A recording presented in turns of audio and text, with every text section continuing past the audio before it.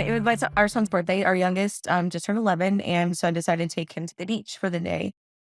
He also has baseball practice on Tuesdays, so his concern was we need to be home in time for him to take a quick nap before practice. Otherwise, he's drained. He's horrible on the field. So I said, "Okay, you're right. I will have him home to take a nap before practice."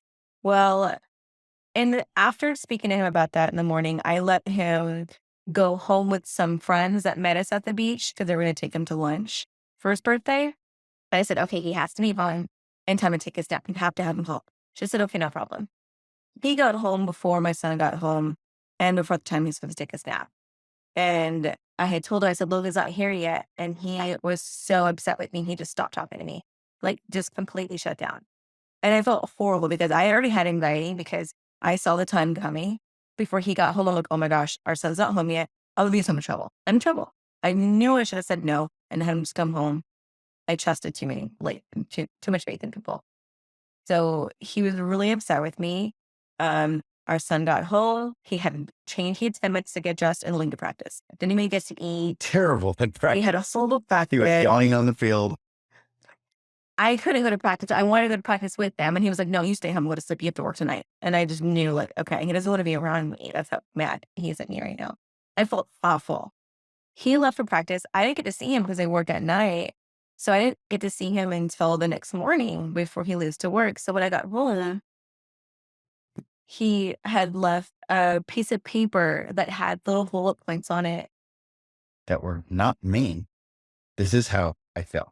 This is how you made me feel. And this is why I was upset. That's all it It was was. very It's like, specific. and And you think you could. This is what I would like. it was very specific to where it was easier because when we have arguments, we're not listening to each other to actually hear. We're already loading responses. Right. It's a volley. I call it a volley. Yeah, Here we we're go. we're Okay, not now you really look back. listening to each other. We're just already loading responses. So nothing's getting solved. There's no resolution because we're just who's going to do right. And so it was actually refreshing to come home at 2 in the morning and sit down and read. I felt like I wasn't heard. I feel ignored. And I was just like reading it and actually having to chew on it and digest it and really like comprehend how he's feeling was refreshing because now I can, No, you, the worst, you always, or you. yeah, there Like, was no that's what I pointing. Yeah. And we had learned with our premarital counseling that feelings aren't right or wrong. You're allowed to feel things. And so he had that space to feel how he felt without me telling him, don't feel like that. You shouldn't feel this way. So he was able to get it out.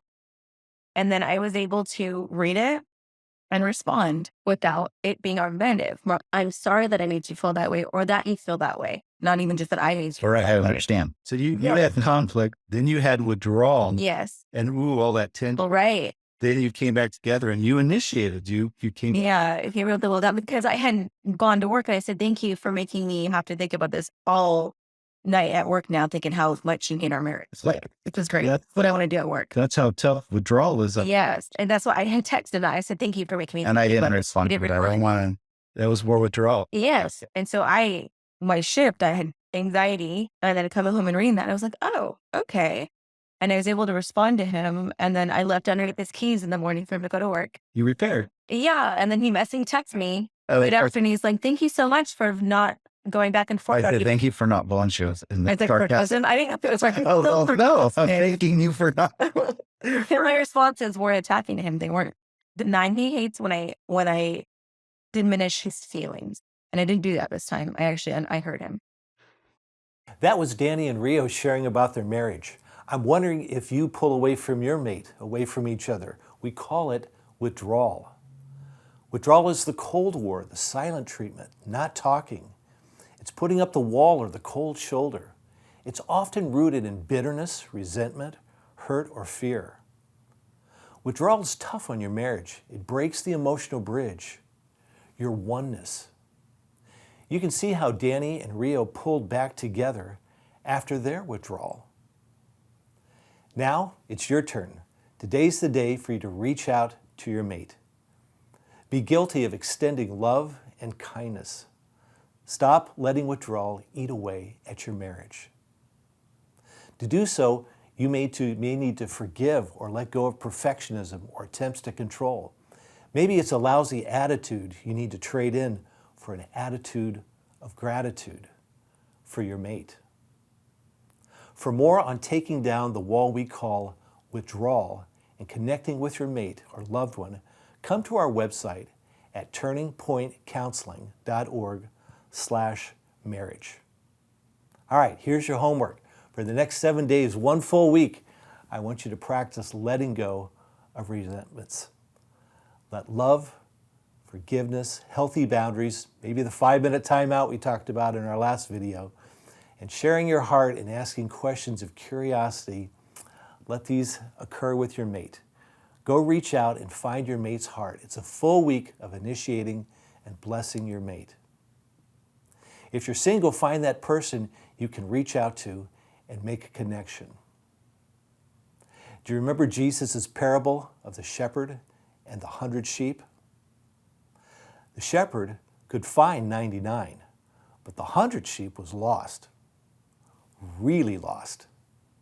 The shepherd had to go to great lengths to find it. That's what God did for you. He went to great lengths to find you.